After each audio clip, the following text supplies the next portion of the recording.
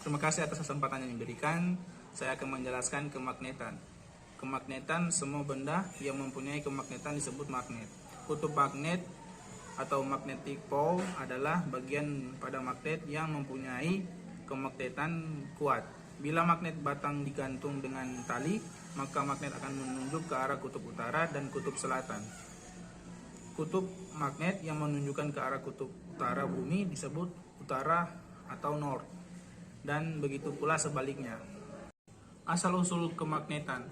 Peristiwa kemagnetan mula-mula diamati dengan ditemukannya magnet alam berupa serpihan kasar batu hitam mirip dengan besi.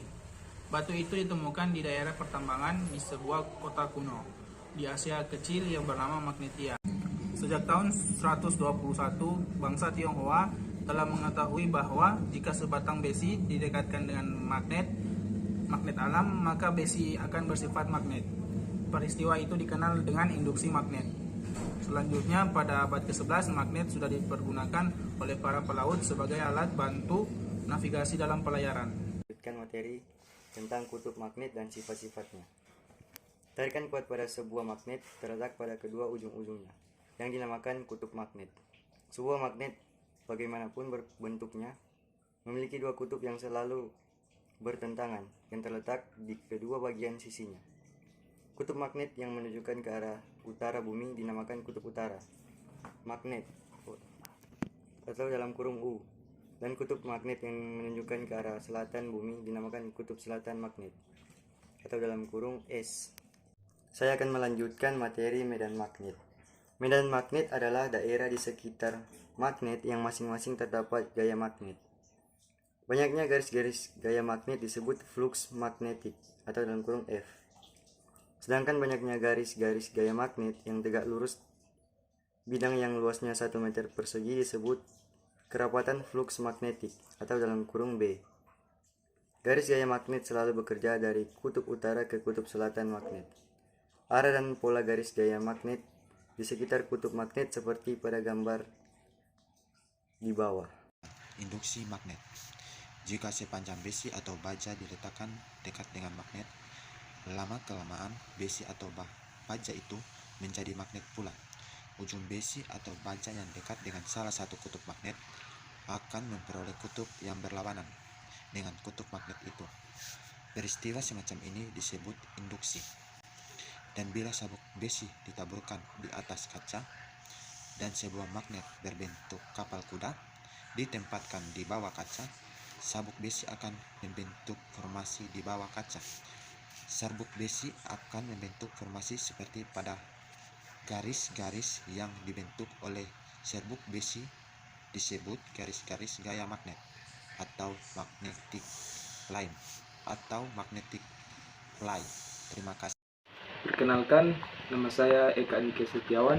Saya akan melanjutkan materi tentang gaya elektromagnetik.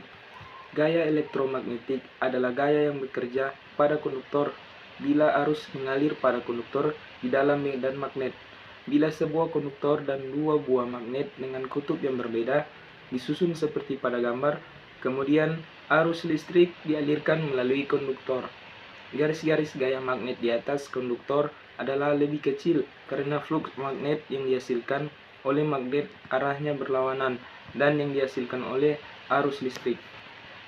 Sebaliknya, garis-garis gaya magnet di bawah konduktor adalah lebih besar karena arahnya sama, sehingga menyebabkan konduktor akan terdorong ke atas. Gaya ini disebut gaya elektromagnetik. Sekian dan terima kasih. Baik, di sini saya akan melanjutkan materi tentang bahan berdasarkan sifat kemagnetannya.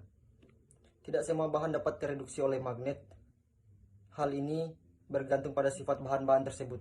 A. Bahan paramagnetik, yaitu bahan yang hanya dapat ditembus atau dilalui oleh sebagian garis gaya magnet.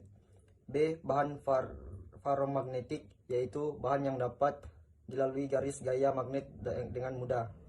Hampir semua logam termasuk ke dalam golongan ini. Bahan ini mudah diinduksi sehingga sangat baik untuk dijadikan magnet tetap. C. Bahan diamagnetik, yaitu bahan yang sama sekali tidak dapat dilalui oleh garis gaya magnet. Semua bahan non-logam termasuk ke dalam golongan ini. Cara membuat magnet. Tidak semua bahan dapat dibuat magnet. Bahan yang paling baik dibuat magnet adalah bahan yang dapat dilalui oleh seluruh garis gaya magnet.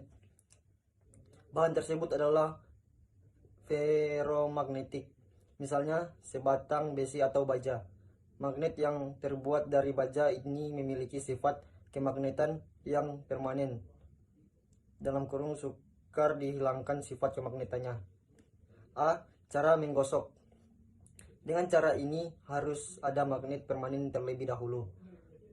Ujung magnet itu dipertemukan dengan ujung batang yang akan dibuat magnet, kemudian ditarik sehingga ujungnya menggeser seluruh permukaan bahan yang akan dijadikan magnet. Hal ini dilakukan berulang-ulang hingga bahan betul-betul menjadi magnet. B. Cara induksi. Cara ini hampir sama dengan cara yang pertama, yaitu dengan mendekatkan bahan magnet pada magnet permanen. C. Cara mengalirkan arus listrik. Cara ini dilakukan dengan melilit konduktor pada bahan yang akan dibuat magnet, kemudian mengalirkan arus searah pada konduktor. Cara ini lebih efektif daripada cara lainnya. Di samping itu, magnet yang dihasilkan pun berkualitas baik. Pemanfaatan elektromagnetik. Penggunaan elektromagnetik sering kita dapatkan pada alat pengangkat logam, bel listrik, telepon, telegraf, relay, loudspeaker, alat ukur listrik, motor listrik, dan lain sebagainya.